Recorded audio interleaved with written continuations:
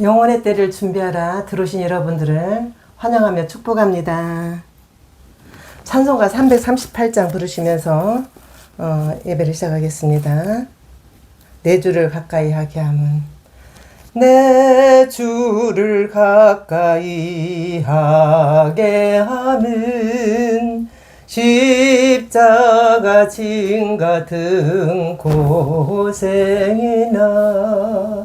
내 일세 소원은 늘 찬송하면서 주께 더 나아가기 원합니다.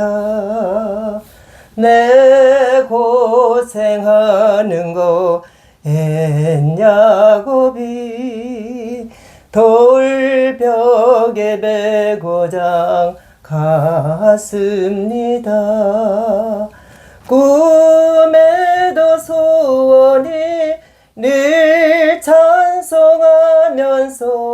주께 더 나아가기 원합니다. 천성에 가는 길 험하여도 생명길 되나니 은혜로다. 천사 날 부르니 늘 찬송하면서 주께 더 나아가기 원합니다. 야곱이 잠깨요 일어난 후 돌단을 쌓은 거 본받아서 숨질 때 되도록 늘 찬송하면서 주께 더 나아가기 원합니다. 하나님 말씀은 고린도전서 15장 22절 한 절만 보겠습니다. 아담 안에서 모든 사람이 죽은 것 같이 그리스도 안에서 모든 사람이 삶을 얻으리라. 그 이전에 12절 다시 한번 볼게요. 12절 15장 12절 그리스도께서 죽은 자 가운데서 다시 살아나셨다 전파되셨거늘 너희 중에 어떤 사람은 어찌하여 죽은 자 가운데서 부활이 없다 하느냐. 말씀 들어가겠습니다. 여러분 죽음에 대해서 오늘은 말씀을 드릴게요. 죽음은요 마지막이 아니라 성도들에게는 새로운 시작이에요. 천국의 시작입니다. 그러므로 죽음은 어떻게 보면 참 축복을 받아야 할 거예요. 여기 천국 입성의 문이기 때문에요. 그래서 그 이화여대 초대 학장님 김한랑 박사님은 내가 죽을 때 절대로 장송곡 부르지 마라. 경쾌한 행진곡을 불러라는 그런 유언을 하고 가셨습니다. 우리는 죽음이 맞으면 마지막 끝이라고 보면 예수 믿을 필요가 없어요. 그렇지만 우리는 영원한 천국이냐 영원한 지옥이냐 그것을 우리 육신이 살아있는 동안에 준비하기 때문에 우리는 이 신앙의 길, 믿음의 길, 예수 믿는 길을 선택을 합니다. 여러분 오늘 본문 15장 22절 고린도전서 10장 15절에서 아담 안에서 모든 사람이 죽었다 그랬어요. 여러분 죽음이 세 가지가 있어요.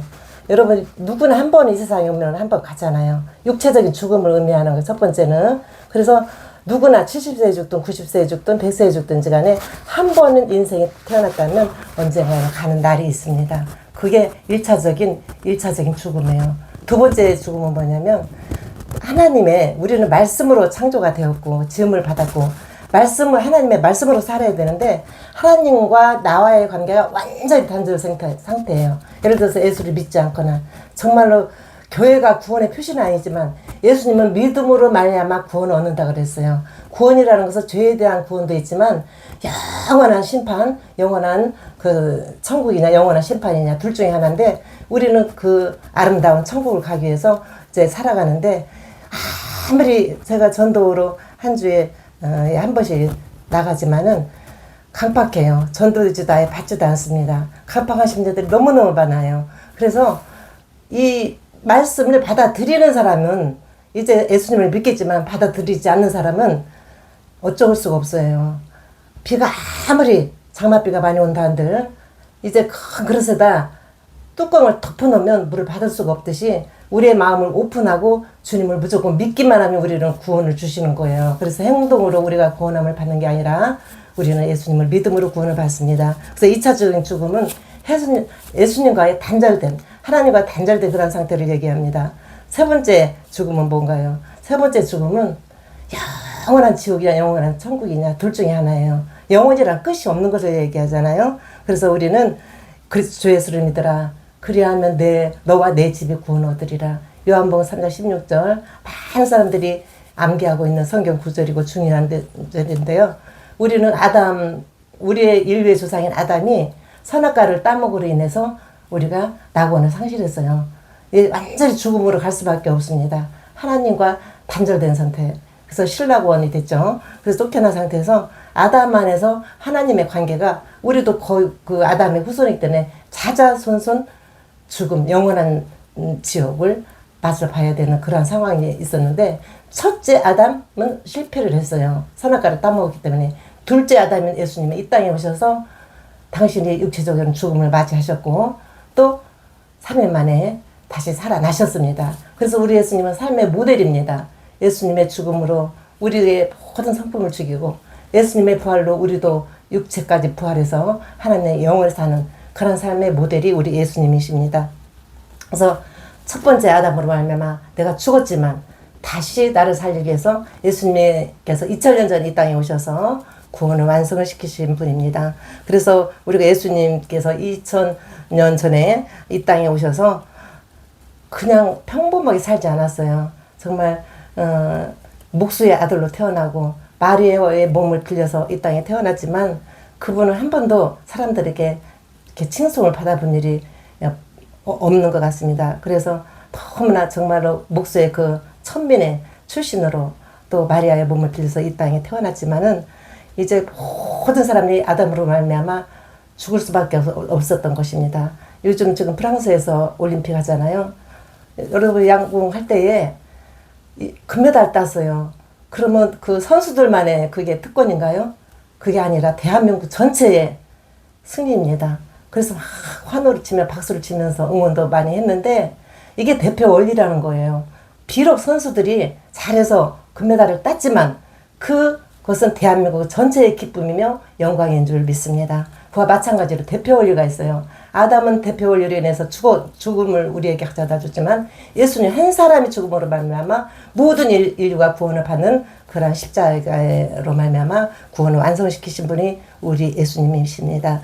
여러분 이제 로마서 8장에 보면 그러므로 그리스도 안에 있는 자에게는 결코 정죄함이 없나니 생명의 성령의 법이 죄와 사망의 법에서 너를 해방하였니라. 그래 로마서 8장에 딱 들어가 보면 그 말씀이 있습니다. 저는 이 말씀을 가장 좋아합니다. 그리스도 안에 있는 자, 밖에 있는 자가 아니라 안에 있는 자에는 결코 정죄함이 없다라는 것은 천국을 보장했다라는 뜻이에요. 그래서 너무너무 이 말씀을 저는 좋아합니다. 여러분 이제 어느 종교나 종교의 창시자가 있습니다. 그러나 그 사람들 무덤 앞에 가면 다시 살아났다는 묘비는 하나도 없습니다. 그러나 이스라엘 성지순례 가서 예수님의 성령교회를 가보면 우리 예수님은 여기 계시지 않고 다시 살아나셨느니라. 실신이 없는 무덤만 있을 뿐이지 예수님은 살아나셨기 때문에 3일 만에 부활하셨기 때문에 우리는 살아있는 종교를 믿는 것입니다. 그리고 여러분 이렇게 보시면은 우리가 말씀 안에 산다고 해도 맨날 하나님께 찬양하고 매일 우리가 의롭게 살 수가 없어요. 우리가 행함으로는 도저히 구원을 받을 수가 없습니다. 내가 남에게 상처 주는 말을 했는가, 또 남을 속으로 미워하지 않았는가, 질투하지 않았는가. 이 몸으로 행동하는 죄가 있지만 보이지 않는 내가 생각으로 지은 죄, 마음으로 짓는 죄까지 우리가 다 계산한다고 보면 수도 없는 많은 죄들이 있을 거예요. 몇십만 개의 죄가 있는데 어떻게 우리의 행함으로 구원을 받을 수 있겠습니까? 오직 주 예수를 믿으라. 그리하면 너와 내 집이 구원 얻으리라. 이 말씀을 붙잡고 우리는 믿음으로 가는 것입니다. 저는 조금 전에 네 주를 가까이 338장을 불렀습니다. 이제 마지막 절에 돌단을 쌓은 거 본받아서 야곱이 그 돌베고 자는 그러고 또 천사가 오르락내리락 하면서 천사가 씨름하던 그 야곱의 그 모습을 연상하는데요. 우리 아버지 친정아버지가 돌아가실 때 석관을 미리 만들어 놓으셨어요. 옛날에는 거기다 매장 문화 있었거든요. 그래서 석관을 바라보면서 야곱이 잠깨어 일어난 후 돌단을 쌓은 거 본받아서 그 찬양을 참 좋아하시더라고요. 그래서 임종할 때 계속 밤새도록 그 찬양을 불러드렸습니다. 그래서 우리는 육체적인 죽음은 누구나 너나 나나 할 거 없이 우리는 다 지나가게 됩니다. 그러나 우리가 이제 마지막 예수님으로 인한 구원은 반드시 받아야 할 줄을 믿습니다. 오른쪽에 있는 예수님의 십자가에 달려 돌아가실 때 오른쪽에 있는 강도는 주님 나를 기억하소서. 나는 이렇게 강도질을 해서 이렇게 당연히 벌을 받아야 되지만 당신은 의로우신 주님께서 돌아가신다라고 나를 기억하소서라고 할 때 오른쪽에 있는 강도는 구원을 받았어요. 왼쪽에 있는 강도는 뭐라고 얘기했습니까? 당신이 하나님의 아들이라면 우리도 구원하고 당신도 십자가에 내려오라고 그렇게 비난을 했습니다.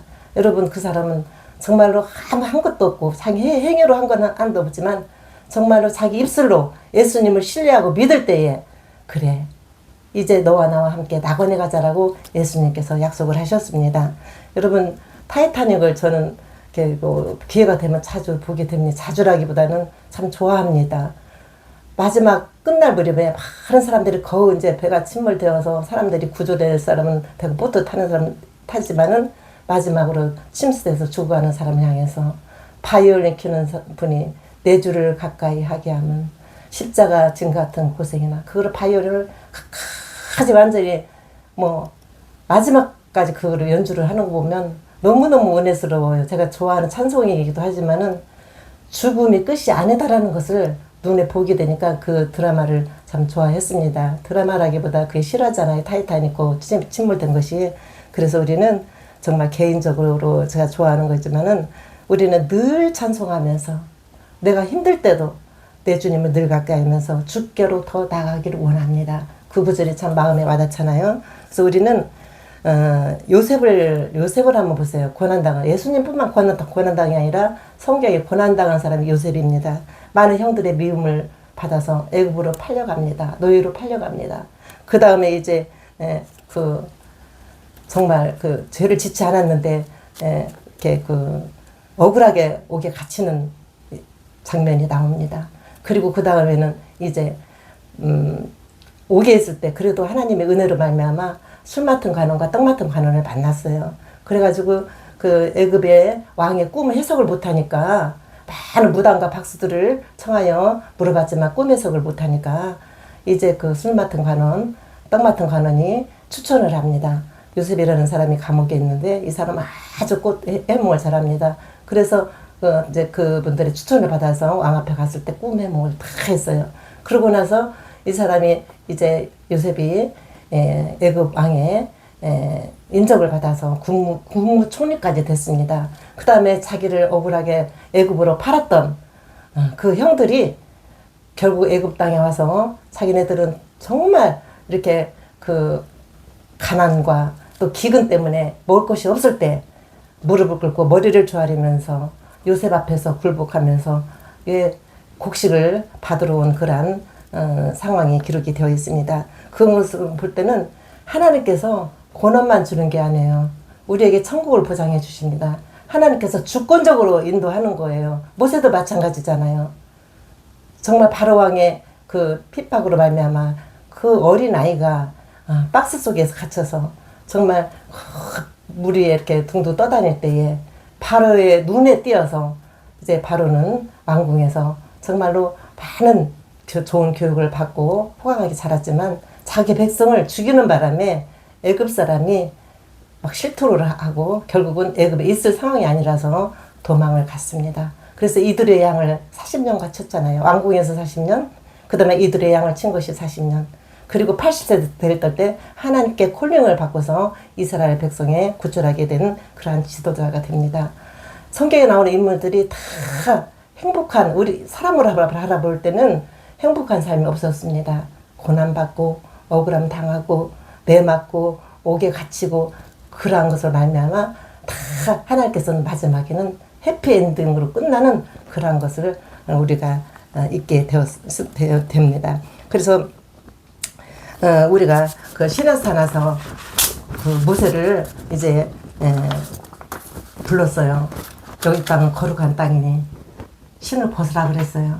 우리는 옛날에 죄로 묶여있던, 내가 발로 지었던, 내 몸에 행실로 죽였던 모든 것을 벗어나야만이 하나님을 만날 수 있을 거예요. 신의 산에서 하나님을 만났는데 정말 하나님께서 그때서 십계명을 모세에게 주셨습니다. 신을 벗으라. 너의 옛 구습을 벗으라. 그렇게 저는 해석을 하고 싶습니다. 성도들의 죽음은 절대로 끝이 아니고 천국의 시작입니다. 그 죽음은 거룩한 죽음이고 주님 앞에 나갈 수 있는 과정이라고 생각합니다. 시편 116편 1절에서 19절에 보면 그의 경건한 자들의 죽음은 여호와께서 보시기에 귀중한 것이로다. 시편 116편에 그렇게 기록이 됐어요. 우리들의 경건한 자들의 죽음은 하나님께 볼 때에 귀중하대요. 보배롭대요. 죽음이 끝이 아니다라는 거죠. 예수님의 그 삶도 처음에는 고통이었고 세상 속에 33년 동안 많은 고난을 당했지만 결국은 심판의 왕으로 구원의 만유의 주님으로 이제 우리에게 보여주신 많은 기적과 이사를 볼 수가 있습니다. 우리는 왜 그걸 확신하냐? 예수님께서 3일 만에 분명히 부활하셨잖아요. 예수님의 죽음은 우리 성도들의 죄로 말미암아 죽음이고 예수님의 부활은 또 우리의 또 부활을 약속하신 거기 때문에 이건 믿어야만 됩니다. 믿지 않는 것은 결국 구원받을 수 없잖아요. 너희가 행위로 구원을 받는 게 아니라 믿음으로 말미암아 구원을 받았다라고 기록이 되어 있습니다. 그리고 이제 조금 전에도 말씀했지만 죽음의 3단계로 얘기했잖아. 육신의 죽음. 그 다음에 하나님, 내가 육신은 살아있지만 하나님과의 단절된 관계. 기도는 우리의 영혼의 호흡이라 그랬어요. 근데 하나님과의 대화가 없고 그게 대화가 기도잖아요. 교회 나가지 않고 예수 믿지 않는 사람들이 기도 않잖아요. 그거는 하나님과 단절을 얘기합니다. 그리고 마지막에 이제 영원한 죽음, 지옥이냐 천국이냐, 세 번째 죽음, 셋째 사망이라고 얘기할 수 있죠. 그래서 우리는 절대로 이 셋째 사망에 들어가서는 안 될 줄 압니다. 그리고 우리가 그 죽음하면 나이라고 하잖아요. 성경에서 죽는 것이 얼마나 중요했으면 2000병 이상의 기록이 되어 있습니다. 우리는 죽음하면 기분 나쁘게 생각하죠. 사고로 죽을 수 있고 질병으로 죽을 수 있고 많은 것으로 뭐 타살에 의해서 죽을 수도 있지만은 2000번 이상 나오는 중요한 단어입니다. 사람이 시작이 있으면 끝이 있어요. 하늘이 있으면 땅이 있습니다. 그리고 악이 있으면 선이 있습니다. 모든 게 이렇게 상대적이잖아요. 그래서 시작은 성도의 죽음은 끝이 아니라는 것을 다시 강조를 드립니다. 근데 누구든지 하나님과 분리되면 그 분리에서 떠나서 예수님의 말씀 안에 들어와야 돼요. 분리라는 것은 뭐예요? 쉽게 말해서 세상 사람과 구별됐다라는 삶입니다. 구별되지 않고 너희가 성령으로 거듭나지 아니하면 하나님 나라에 갈 수 없다 그랬어요. 중생. 거듭나지 않으면 하나님 나라에 갈 수 없다라고 주님께서 히브리서 9장 27절에 다시 태어난다라는 그런 말이 있습니다. 어머니 뱃속에 들어가서 다시 태어난다는 말이 아니라 우리의 삶이 변화되고 예수님의 말씀을 말미암아 다시 태어난다는 것이 중생이라고 신학적인 용어로 그렇게 얘기합니다. 그래서 첫 번째 죽는 것은 하나님께서 정한 것이래요. 육신의 사망을 얘기합니다. 누구나 80이든 90이든 100살이 되면 시간은 다르지만 죽는 거 그거는 다 한 번씩은 체험을 해야 된다라고 말씀을 합니다. 그리고 제삭은 사망입니다. 근데 그 사망을 내가 책임지는 게 아니라 예수님께서 죄 없으신 예수님이 대속하셨어요. 십자가 달려 돌아가셨어요. 그래서 마지막에 너무 힘들었어요. 엘리 엘리 나바 사박다니 하나님이 어찌하여 나를 버리셨나이까. 그리고 마지막으로 숨을 거두실 때 다 이루었다라 그랬어요. 무엇을? 여러분과 나의 죄 때문에 모든 구속사적인 구원의 모든 것을 다 완성했다라는 것이 다 이루었다는 말입니다. 그리고 돌아가셨습니다. 그리고 피 흘림이 없이는 제사함이 없다라고 그 말씀이 많이 나옵니다. 신약에도 나오고 이제 구약에도 나오지만은 우리의 행위로는 절대로 구원받을 수 없기 때문에 예수님께서 십자가에 달려 돌아가신 걸 여러분 믿으시기를 바랍니다. 죄의 싹은 사망이잖아요. 사망은 뭐예요? 육체적인 죽음만 의미하는 게 아니에요. 영원한 불무쇠의 지옥을 여러분 기억하시기 바랍니다. 옛날에 구약시대 때는 소나 양이나 비둘기를 잡아서 제사를 지냈어요. 피 흘림이 없이는 제사함이 없다고 주님 말씀하셨습니다. 예수님께서 짐승의 피가 아니라 예수님의 살아있는 그 몸을 정말 33살 건강한 청년의 죽음, 예수님의 죽음은 죄 없이 죽었다라는 그 의미는 예수님이 힘이 없어서 돌아가신 게 아니라 온 인류의 죄를 담당하시기 위해서 이 땅에 오신 줄 여러분 믿으시기를 바랍니다. 그래서 피가 흘려야만이 우리의 죄사함을 받을 수가 있어요. 제가 씻겨져 내려갑니다.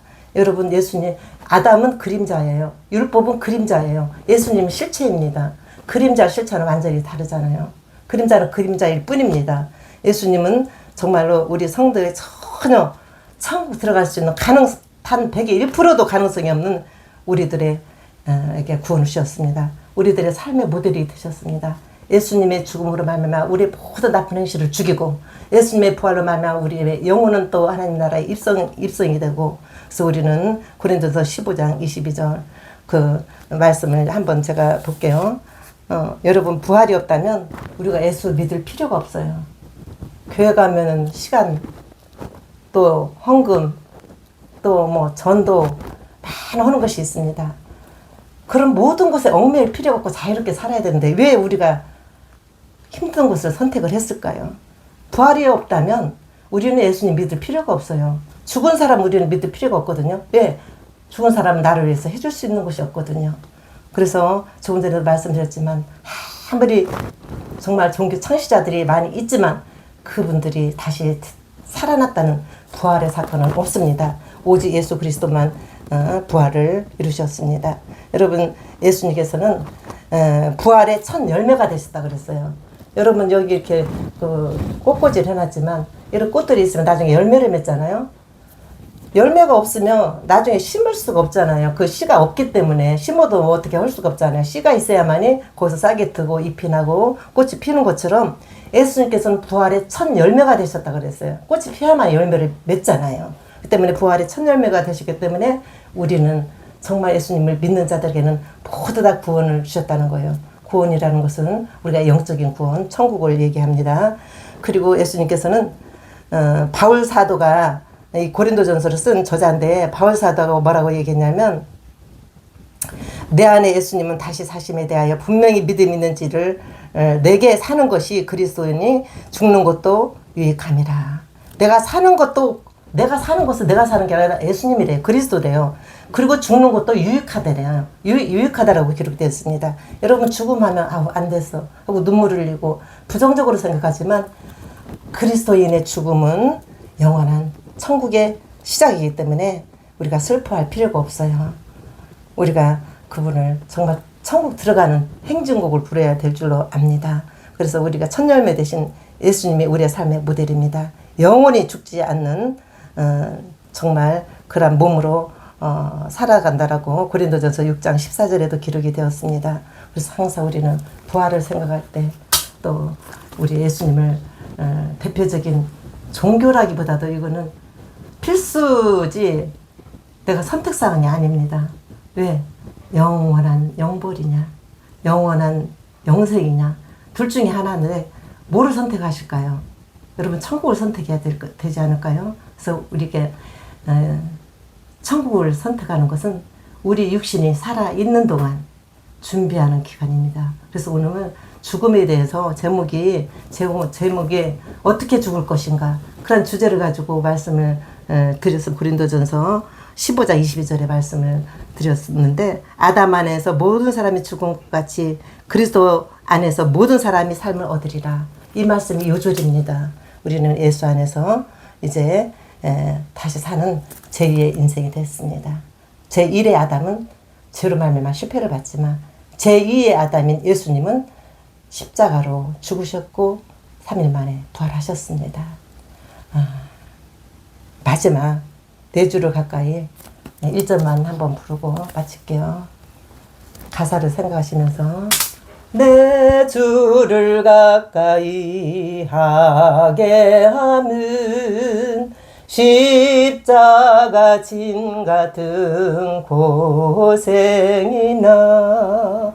내 일생 소원은 늘 찬송하면서 주께 더 나아가기 원합니다. 주기도 원합니다. 하늘에 계신 우리 아버지여, 이름이 거룩히 여김을 받으시오며 나라에 임하옵시며 뜻이 하늘에서 이루어진 것 같이 땅에서 이루어지이다. 오늘날 우리에게 일용할 양식을 주옵시고 우리가 우리에게 죄 지은 자를 사하여 준 것 같이 우리 죄를 사하여 주옵시고 우리를 시험에 들지 말게 하옵시고 다만 악에서 구원하여 주옵소서. 나라와 권세와 영광이 아버지께 영원히 있사옵나이다. 고맙습니다.